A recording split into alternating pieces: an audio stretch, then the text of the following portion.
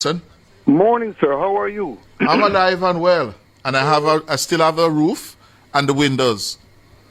Well, I can say the same, and I can only tell you that our heart goes out to the west and what's happening down there. Mm-hmm.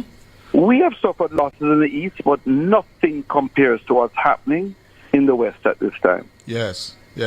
But let me say this to you. On Thursday, I got some calls from individuals in the hills, the Blue Mountain Hills, indicating, and they were sending pictures, satellite systems, Starlink, showing me where an individual, a man, was stuck trying to cross the Prevail River.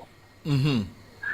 He was injured, sitting in the middle of the river with equipment above him shifting the water. So if anything took place, his life would be lost. He would have made 29. We're at 28. I tried to find a private helicopter service. None were available.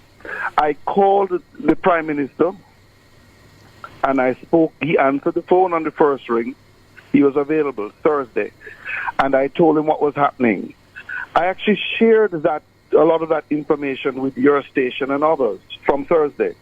The Prime Minister was able to make changes and send a JDF helicopter. The man was picked up within 35 minutes of the first call and transported to safety. His wife, who was stuck on the other side of the river, I understand she was also picked up. So the helicopter made 2 trips Thursday up into the hills of St. Thomas and definitely saved his life. Yes. He's from Penline. Yes. I sent a WhatsApp message to the Prime Minister indicating that had taken place and all was well. I didn't even say thank you to him.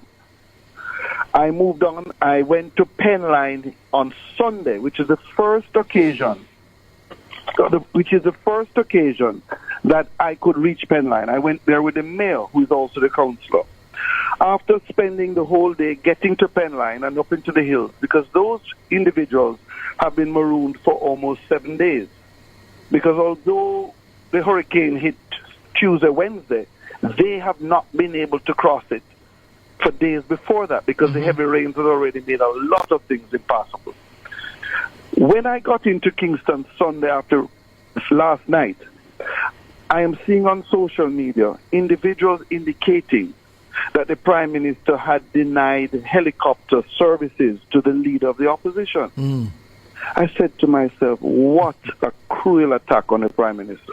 I usually don't feel sorry for anybody going through the political attack because that's what you're there for. You're to weather it in silence in most cases, as I do. I called him and I said, are you aware of this? He says, James, it's just life. I am not focused on that.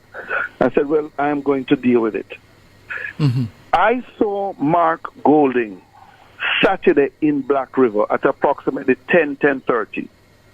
He was servicing the people as leader of the opposition, seeing the damage in Black River. He and I spoke, had a good conversation. I saw no sign of him suffering for lack of a helicopter ride to Black River. He had no complaints. Everybody was doing their best. What I'm trying to say is that the people have to understand the election is over. The time for ill will to create negative and divide. There is my understanding is that where it has been possible, Mark Golding, the leader of the opposition, has had access to helicopter rides. So for people to be making much of something like that, I find unfortunate.